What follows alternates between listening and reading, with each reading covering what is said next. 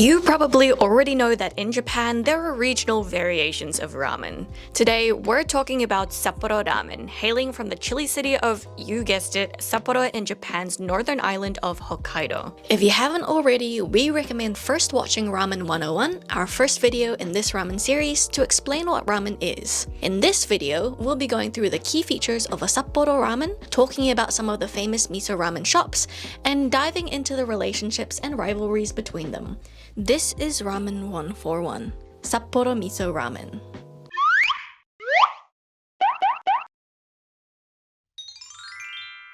History of miso and Sapporo Ramen. Now that you've come back from watching Ramen 101, you'll know that very broadly speaking, ramen is classically defined in 4 categories: tonkotsu, shoyu, shio, and miso. And as you may have guessed, the Sapporo Miso Ramen falls under the category of miso. Miso-style ramen is popular because of the nutty, salty, umami-rich flavors. But did you know that miso is actually the newest form of these 4 kinds of ramens, dating back to only the 1950s? The invention of miso ramen can be credited to a restaurant called Aji no Sanpei.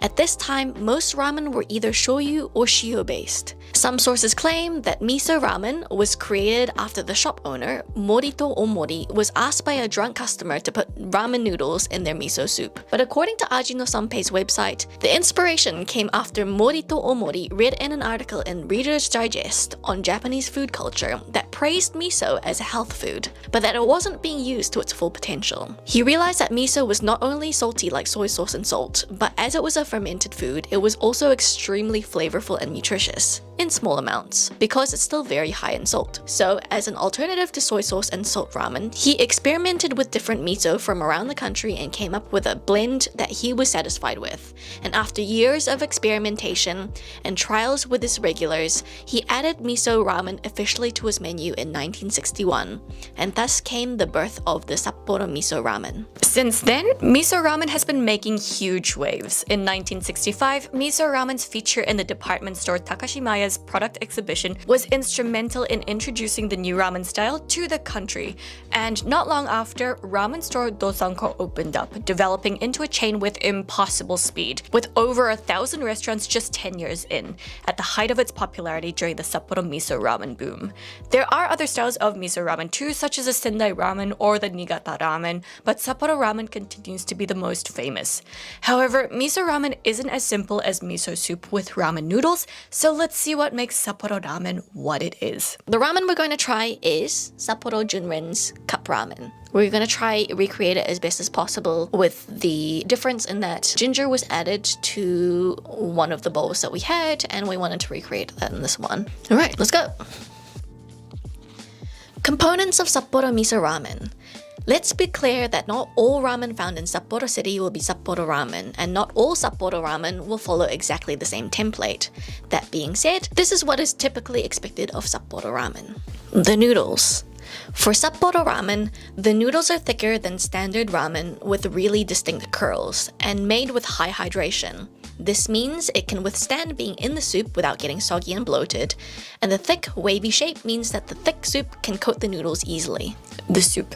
Sapporo Ramen uses a pork bone-based soup stock and a miso-based tare, which is the seasoning that gives it the miso flavor and adds the salt. White miso gives a milder, sweeter flavor, whereas red miso will give it a richer, more savory flavor, and this will depend on the ramen chef's personal blend. The soup is typically very rich and hearty thanks to the combination of the fatty pork bone broth and the flavor-rich miso. Don't be surprised to see a layer of fat floating on the surface. It acts as an insulator to keep the soup hot, especially in Hokkaido where it gets pretty cold. It's often also seasoned with garlic and ginger. The toppings. The standard toppings for Sapporo Ramen are bean sprouts, green onion, bamboo shoots, and slices of chashu pork or stir-fried ground pork. Sapporo is also famous for its agriculture and seafood, so it's not uncommon for ramen shops to also offer a pat of butter and corn kernels as toppings, to showcase Hokkaido's prized produce and dairy. Some shops even offer cheese to melt over the top, or seafood such as scallops or crab.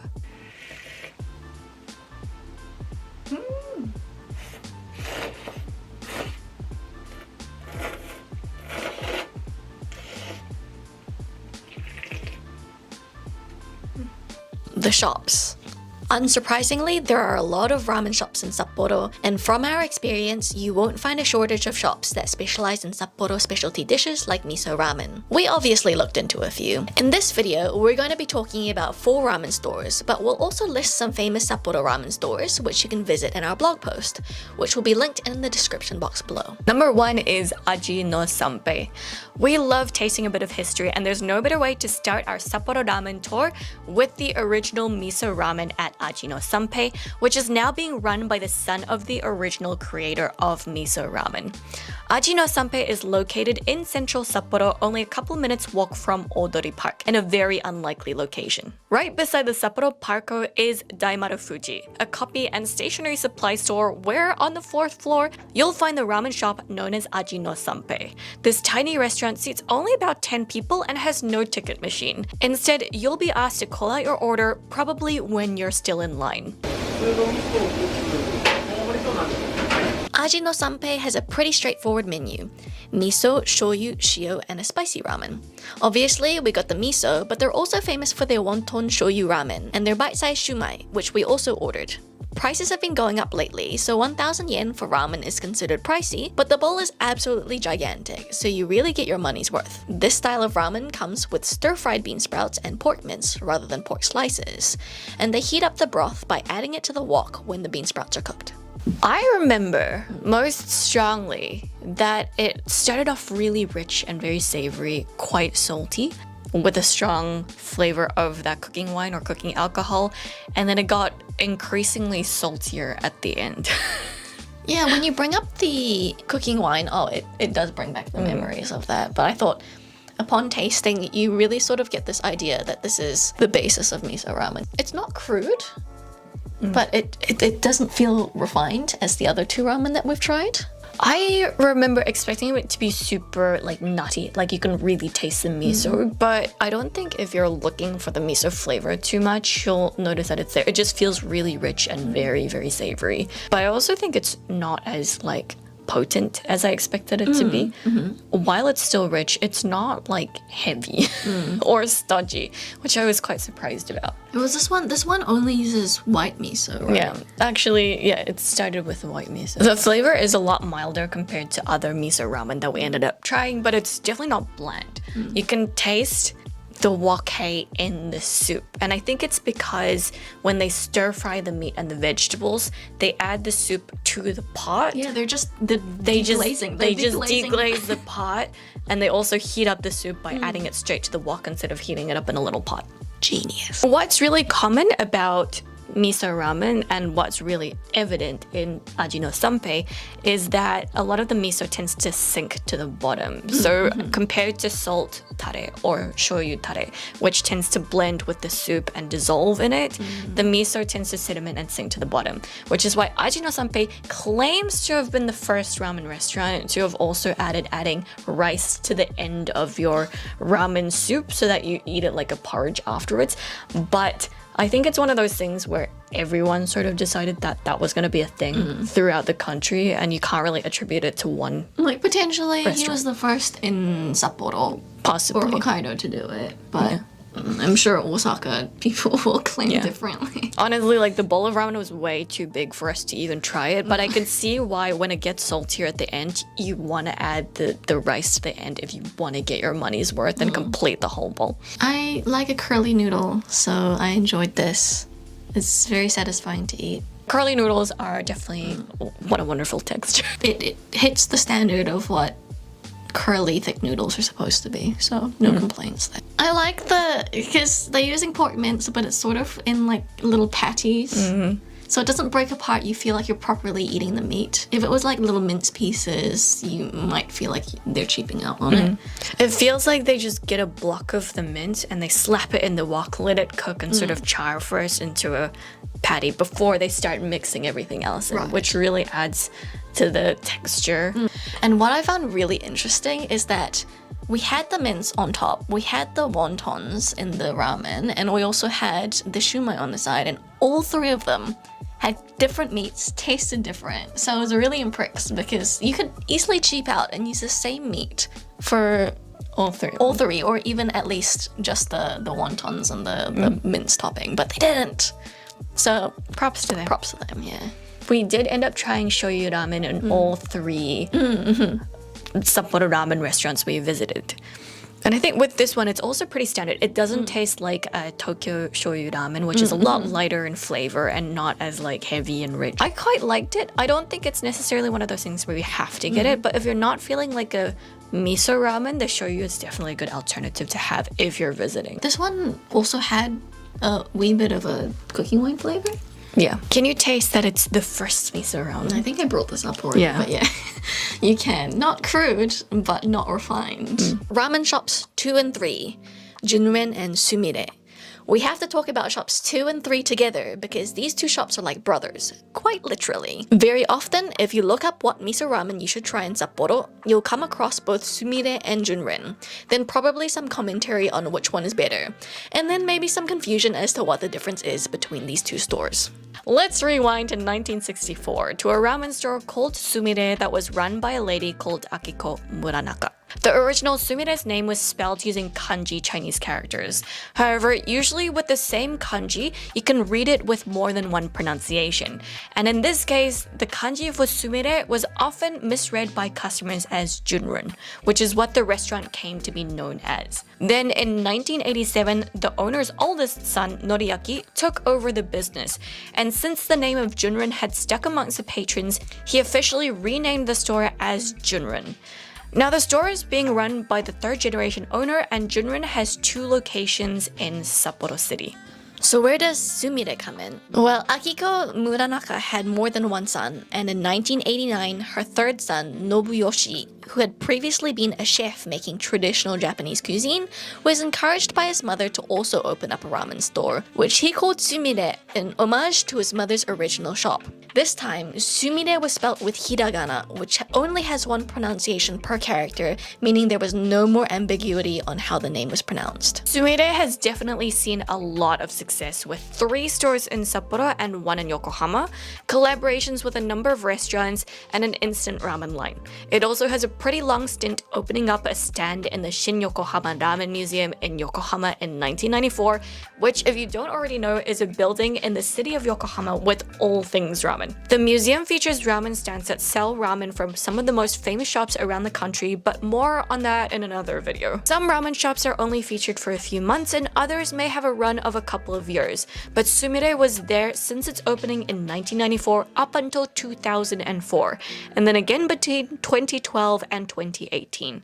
To say that Sumire is well known would be an understatement. A lot of domestic tourists visiting Sapporo go to Sumire because they've eaten the instant version before. Sumire and Junren are considered to be the second wave of miso ramen, offering thicker, heartier broths than the original, and are considered the new standard of Sapporo ramen. We did a bit of research, and from our understanding, Sumire seems to be lighter and cleaner in flavor, possibly a reflection of the chef's background in refined Japanese cuisine. Ramen is considered a working class food, so we wanted to try a version that most closely reflected that. So we ended up going to the original Junren site, which is kind of awkward to get to. It's not in the city center, but since we had a car, we thought we'd take the plunge. The restaurant is beautiful, newly renovated with both counter seats and in booths. Ordering is done using a ticket machine. You get the same flavor going down the column, coded by color, just with different sizes and toppings. The rest are extra toppings, side dishes, and drinks. We ordered the first one on the top left, which is the basic miso ramen, and we also got extra butter and corn. We also got the shoyu with wontons. The ramen on its own is a reasonably normal price, especially for the size, but once you start adding the toppings, they get really, really pricey. They also have a coupon for 50 yen off your ramen, so check out our blog post for details on how to get that. Sapporo Junren's ramen was huge. And the butter was so expensive. It was something like 200, 250 yen for butter and then 200, or the same price for corn. So it was quite expensive once you added. Yeah. But at the same time, I didn't expect to get like 2 huge pats of butter. I thought it would just be like a thin sliver. So I guess it's kind of worth it. But at the same time, that price for that amount of butter is not. So I'm just like making sure, right? Like, if you're paying for no corn and no butter, there's no corn and no butter. They're not like serving you butter automatically with the miso ramen. No. There wasn't any like versions of the miso ramen that already came with No. corn and butter. I feel like it's really a tourist thing to do. I don't feel like a local would do something like that. It does feel like that. Because if it's not like a bowl version that you can order immediately in one press of a button, then Yeah. then it's not something that an actual local would do. Because there's that perception of, oh, Sapporo ramen is supposed to have butter and corn. It feels more like a sort of like a marketing thing. Well, that being said, I do believe there are other restaurants that do just sell a bowl with butter and corn. Possibly, but none of the 3 places that we visited actually offered it as like an option. Yeah, I think if you went to the Miso Ramen Alley, where the tourists go, that is potentially one of the things, but I could be wrong. Because also, I remember the bowls being just really, really hot. I basically just had a burnt tongue for the entirety of our Sapporo trip, so it's pretty standard for a ramen there. But I also wonder if that affected the noodle texture, because I remember Sapporo Junren being really, really soft with the noodles. Sapporo ramen is famous for really thick, chewy noodles, but then that one was just quite soft. We did take a few minutes to film and like take pictures. We only take a couple minutes to do that, and we've done that for every bowl of ramen so far, and we've never had the noodles go as soft as Junren's one was. Sapporo Junren was also the only miso ramen restaurant we went to that had red miso in the soup as compared to just white. I don't know if it's a blend of red and white or if it just it has like some red miso in it. You can see it because the color is like this deep, almost orangey brown color. Flavor-wise, it's quite punchy. I think Sapporo Junren is representative of what miso ramen is. You can just order a bowl of Sapporo Junren and eat it, and you're like, this is Sapporo miso ramen. There's no doubt about it. This one didn't have the wok hei that the other 2 places we ate at had. It just makes it feel sort of like this is the standard basic miso ramen with no extra additional things added to it. I also found it quite salty, but I think that's normal for miso ramen. And having the butter was nice because I know it's a rich and greasy ramen, but having the butter sort of toned down the saltiness as well. You could taste the milk flavor in the butter. It's delicious. It sounds like it'd be too rich and greasy, but it's good. Oh no, it is rich and greasy. I don't think I could stomach the idea of doing it ever again. But the fact that I tried it is like, yeah, I can see why this is a thing. I don't think the corn really, I didn't really enjoy the corn when I was eating the bowl, but in the cup ramen, I actually enjoyed it more. The corn flavor was so concentrated that the sweetness felt a bit out of place. Which I quite liked. I didn't mind. I thought it was nice because of how salty the rest of the bowl was. So it just added a nice bit of flavor to it and freshness as well. Honestly, I barely remember the shoyu wonton in Junren. It was good. Like, there's no doubt. It was good. It was good. I don't think it's something to write home about. I don't think you can go wrong with Sapporo Junren. But I don't think it's necessarily the best if you're looking for something that has to be the best. I think you can just order it, eat it, and go, that's a good Sapporo miso ramen. Yeah, like I want to embody a Japanese uncle at this point. Faultless in that regard. It is good though. I don't think you have to travel to Sapporo Junren in order to try it. Like, it's one of the famous ones, which means that if you have a chance to go and you're passing by and you just happen to be there, absolutely try it. Here's an update we just found out about. Sapporo Junren and Sumire are 2 of the most famous ramen restaurants in Sapporo that make Sapporo Miso Ramen, and they got so famous and popular that other restaurants started trying to emulate their success by copying their flavor as closely as possible. This led to a distinct subvariant of ramen called the Junsumi style, named after the 2 restaurants, or the Muranaka style, named after Akiko Muranaka, the woman who created the original recipe. Wild. Go to the caption for a list of Junsumi style restaurants. Maybe because it's been a while since I've had ramen, and it's been a while since I've had this specific Junren ramen, I enjoyed this experience immensely. It wasn't the first ramen we had. The first ramen we had in Japan, it was one of the best ramen restaurants you can visit in the whole country. Which means that I think my expectations were dulled a bit for the rest of the So I was expecting this one to be sort of flat and sort of just generically savory, salty miso flavor, but it was good. I enjoyed this one. And I think I enjoyed this one because it's just been so long since we've had ramen, as you said. The noodles are also chewier. And like, considering it took us 10-15 minutes between finishing making it and actually eating it. I can see why after people eat this, they want to go to Junrin. It was good. If you can't go to Sapporo Junrin, the restaurant, get the instant version. Yeah, I recommend it to anyone. And you can find this outside of Sapporo, Hokkaido as well. Yeah. Shop 4, Menya Saimi. We've had the original miso ramen. We've had the definitive Sapporo miso ramen. What is there left to try?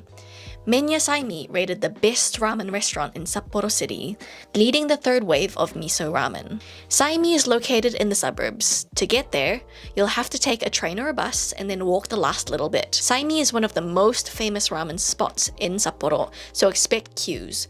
We were lucky to turn up at about 2 p.m. on a Tuesday, and there were only 3 people in front of us. But there were still 3 people in front of us.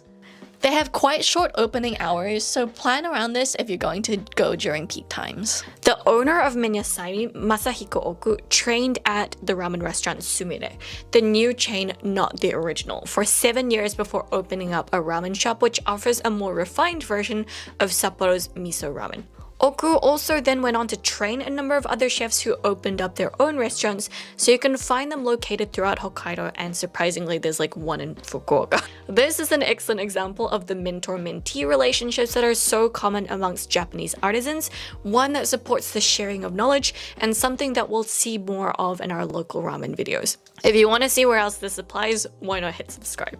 Saimi is a very small restaurant with some counter seats and some table seats. The waiters come around to take your order. Saimi has a simple menu, miso, shoyu, and shio, and a spicy version of each. We obviously got the miso ramen. We also got the owner-recommended spicy shoyu.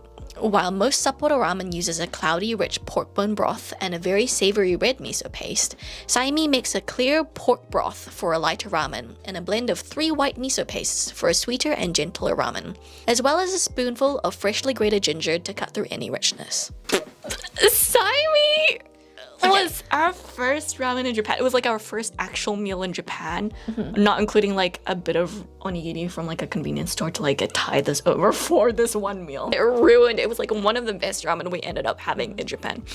It is very light and very, very savory, but it's also not super salty, which is what we experienced with the other miso ramen. It's really well balanced, and you can taste the wake smokiness in both the miso ramen and the spicy shoyu.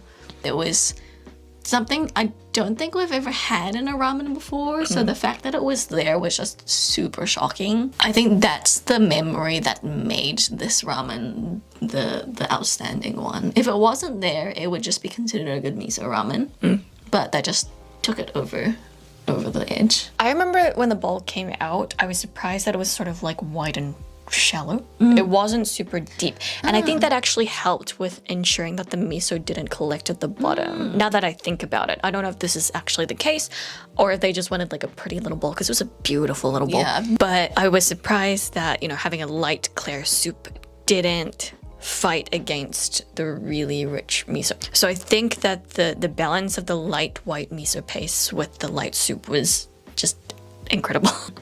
The guy knew what he was doing. For sure. Yeah, he absolutely did. The ginger was the favorite topping. It added freshness. Oh yeah, and it didn't disappear, it lingered, but also wasn't too spicy or anything. Forget the chashu, it was almost not worth. Oh, don't get the chashu version of the ramen, because the chashu was probably the worst chashu we had in any ramen. I think it was in Japan. the driest. It was dry. Piece of cardboard. Yeah, it was like leather. You were chewing through that. Like this guy used it to flavor the soup for sure, but I should have left it there. Oh, the noodles are so good. It It was so beautiful. It was springy. It was curly. It was chewy. Ah, beautiful. But I don't think that you go to Sapporo and you have that as your only Sapporo ramen.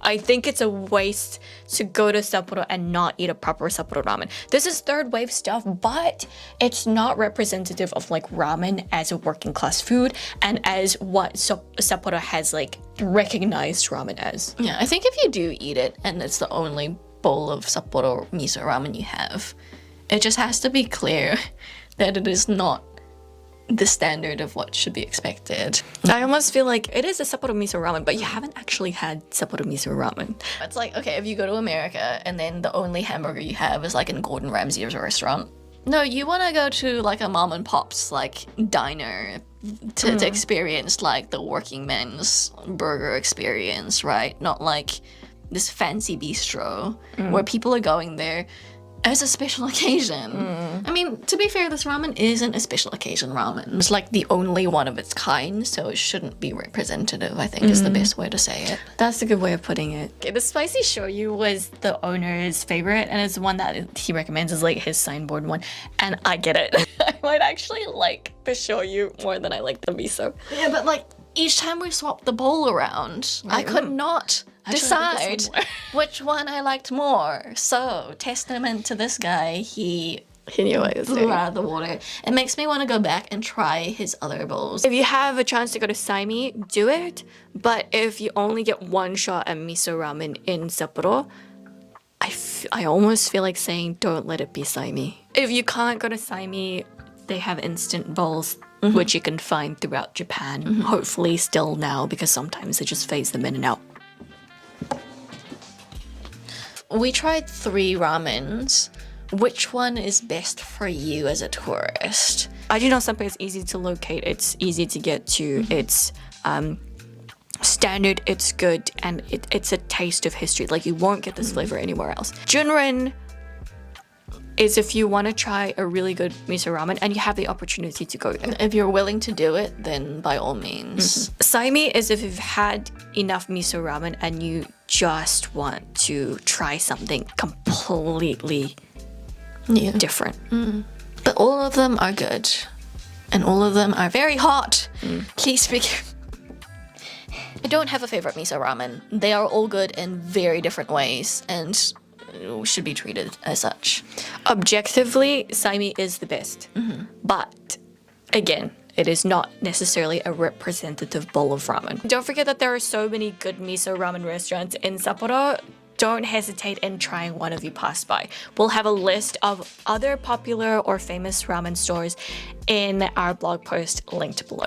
What did you think? Did you know the history behind Sapporo Ramen? Which of these 3 would you try? Please let us know in the comments below. We love hearing from you. And if you enjoyed this video, make sure to stick around and subscribe for more regional ramen videos coming soon. If you want more Japan content, make sure to check us out on Instagram, TikTok, or even just YouTube Shorts, where we have additional content that we're not posting in long form.